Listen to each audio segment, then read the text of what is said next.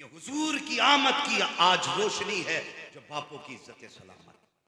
मैं इन बापों से भी दो बातें कह लूं, अगर तुम्हें इज्जत हुजूर के सदक़े में मिली है तो फिर बताओ हुजूर की सुन्नत चेहरे पे कब सजाओगे? कब्र में पैर लटक गए, अभी हमारे शौक पूरे नहीं हुए, हमें सुधरने के लिए कोई और उम्र आएगी। आज जो इज्जतों की महराज है ना, ये तेरे मूछ के बल पे नहीं है, मदीने वाले की आमद की वजह से।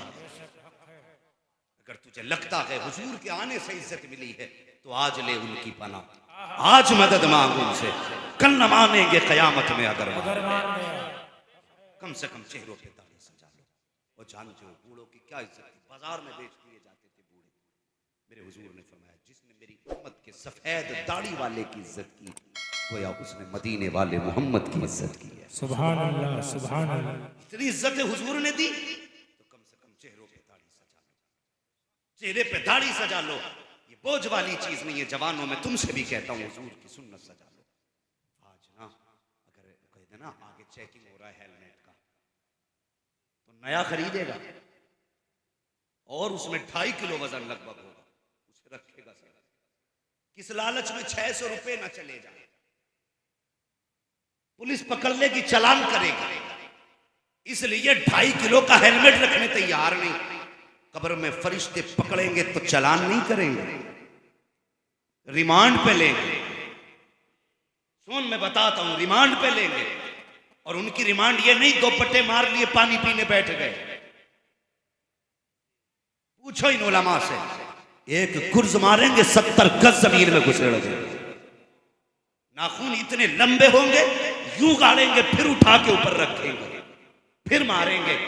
बता ये बैत करने पड़ेंगे या कब्र के गुर्ज करने पड़ेंगे? फैसला कर, तेरी मर्जी है। उलमा का काम बताना है, मनवाना नहीं है। मानता वही है जिसे खुदा तौफीक देता है। बेशक हम पुलिस से बचने के लिए 2.5 किलो का हेलमेट रख लेते हैं, फरिश्तों के मार से बचने की कोई फिक्र नहीं है। अल्लाह तौफीक देना तो ये चंद किराम की दाढ़ी रख लो, दाढ़ी रख लो। तुम नहीं सोचते ये दाढ़ी क्या है, जाना नहीं। खुदा की कसम ये दाढ़ी जो है ना, अगर रख के कफन में लिपट जाओ तो फिर कोई मैयत पे हाथ उठाए ना उठाए, तेरी दाढ़ी तेरे कब्र में तेरे काम आएगी। सुभान अल्लाह, कब्र में काम आएगी। और कितना काम आएगी उलमा फरमाते जब उतारा जाता है ना कब्र में, कब्र के अंदर, फरमाया अगर बंदे की दाढ़ी में एक भी बाल सफेद है तो कहते हैं फिर कब्र के अंधेरे की फिक्र ना करना, फिक्र ना करना। ये रातों रात जागना किसके लिए? कब्र में उजाला हो। सेठ जी ने लाखों रुपए गरीबों में बांटे, कब्र में उजाला हो। गरीबों को एक तरफ से बैठा के लंगर चलाए, कब्र में उजाला हो।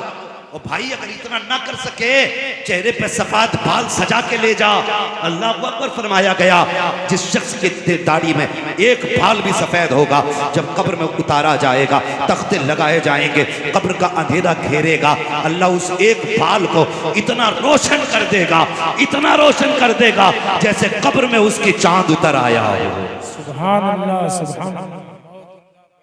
उजाला हो गया कब्र में। और आगे बढ़ो, यहां तक फरमाया गया जब बंदा दाढ़ी सफेद लेके कब्र में जाता है, तो फरमाता जब किसी बंदे की दाढ़ी सफेद हो जाती है तो मुझ खुदा को उस बंदे से हया आती है, हया आती है। एक बुजुर्ग का विसाल होने लगा, उन्होंने बच्चों को बुलाया, कहने लगे बेटे मैंने हुजूर की हदीस पढ़ी, जिसके बाल सफेद हो जाते हैं दाढ़ी के, अल्लाह उससे हया फरमाता। मेरे बेटे मेरी दाढ़ी तो सफेद ना हो सकी, अगर काली दाढ़ी लेके मर जाऊं ना तो कम से कम आटा लगा के सफेद कर देना। हाँ मुतलक्कन है ना, उम्र की कैद नहीं, नजले की कैद नहीं, मुतलक्कन है। जिसकी दाढ़ी सफेद कब्र में जाए अल्लाह उससे हया फरमाता है। बहुत बड़े मुहद्दिस हैं। कहने लगे बेटे इंतकाल हो जाए, मेरी दाढ़ी को आटे से सफ़ेद कर देना ताकि अल्लाह मुझे उस सफ़ेद बालों के बदले में बख्श दे। अल्लाह अकबर। बेटों ने वैसा ही किया। बेटों ने बाप की दाढ़ी में आटा लगाया, कब्र में उतारा। अगले दिन फरिश्तों ने उन्हीं बुजुर्ग को ख्वाब में देखा। कहा बताओ तो सही कब्र में कैसी गुजरी। उन्होंने कहा बख्शा गया। कहा कैसे बख्शे गए। कहने लगे कोई अमल का तो पता ही नहीं चला, लेकिन इतना पता है जब कब्र में पहुंचा दाढ़ी पे आटा लगा था। रब ने पूछा बता ये क्या करके आया है। मैंने कहा मालिक तेरे महबूब ने कहा है जो सफेद दाढ़ी लेके आएगा अल्लाह उससे हया फरमाता है। तो उम्र से सफेद न हो सकी, आटे से सफेद करके ले आया। रब ने फरमाया जा, अगर महबूब ने कह दिया है हमने तुझे इन्हीं बालों के बदले में जन्नत अता कर डाली है। नारे तकबीर, नारे रिसालत, मसलके आला हजरत ज़ियाए मुस्तफ़ा कॉन्फ्रेंस व जश्न दस्तारे हुफ़ाज़े किराम हजरत मुफ्ती हम्माद रजा साहब किबला। दाढ़ी रख जवान और फिर देख खुदा की कसम जिंदगी में कितनी मजे आते हैं। लोग कहते हैं आज नींद की गोली खा के सोता हूं, सुकून नहीं मिलता। हाँ पूरी पूरी रात मोबाइल में लगी रहती हैं आंखें, मजा नहीं आता, पता ही नहीं चलता कब रात गुजर जाती है। मुझे तकलीफ होती है मेरी कौम के जवान। एक बात कह जाऊं, हम 3-3 बजे तक मोबाइल चलाते, 4-4 बजे तक। जैसी अल्लाह के घर से आवाज आती अल्लाहु अकबर अल्लाहु अकबर हय्या अला सलाह हय्या अल फलाह, तब हम तकिए की करवट में मोबाइल रख के सोते। ये अजान सुलाने के लिए नहीं, ये अजान उठाने के लिए थी। जो मस्जिद से आवाज आई थी ना, ये तुझे रब के करीब करने के लिए थी। तूने 3 बजे तक मोबाइल चलाया। ये हाथ तुझे मोबाइल के लिए नहीं दिए गए थे, ये हाथ तुझे दुआओं में उठाने के लिए दिए गए थे। इन हाथों को इसलिए नहीं बनाया गया था कि इस पे तू मोबाइल का बोझ उठा। ये हाथ इसलिए बनाए गए थे ताकि दुनिया सोती हो तो अपने हाथ उठा के रब को दिखा, उसके आगे हाथ फैला के दिखा। वो तो कहता मांग क्या मांगता है। हमने मांगा तो कहा मालिक मोटरसाइकिल दे दे।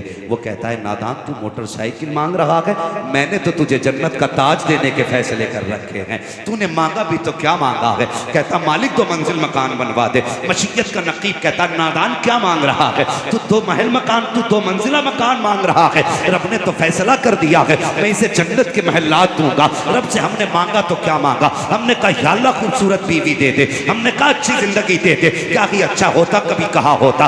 मालिक अपने खौफ से तड़पने वाला दिल दे दे, अपनी याद में रोने वाली आंख दे दे, अपने महबूब के इश्क में तड़पने वाला जिगर दे दे। अगर इतना मांगा होता खुदा की कसम तो बेचैनी नहीं होती, बेकरारी नहीं होती, नींद की गोली की जरूरत नहीं थी। 3 मरतबा दुरूद पढ़ लेता, तेरा दिल भी सुकून में हो जाता, जिस्म भी सुकून में हो जाता।